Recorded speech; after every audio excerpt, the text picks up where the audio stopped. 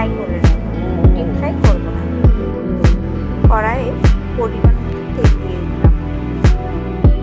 চিকেনটা ভেজে উঠিয়ে নিয়েছি, আমি ডিপ ফ্রাই করিনি, হালকা ফ্রাই করেছি।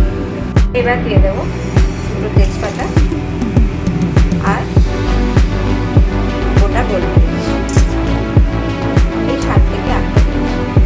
এবার দিয়ে দেবো পেঁয়াজ,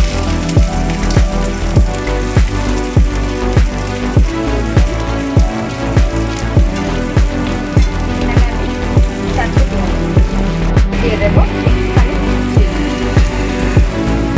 এই মশলার মধ্যে আমি লবণ হলুদটা দিয়ে দিচ্ছি। এবার পেঁয়াজটা ভাজা হয়ে গেছে, মশলাটা আদা বাটা দিয়ে তারপর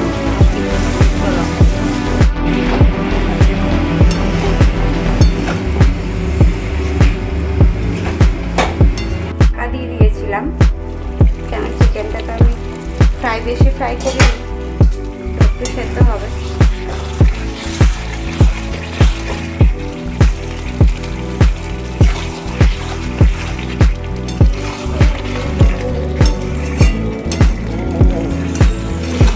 মাংসটা কষানো হয়ে গেছে, এবার একটু গরম জল করে রেখেছিলাম সেটা দিয়ে দেবো।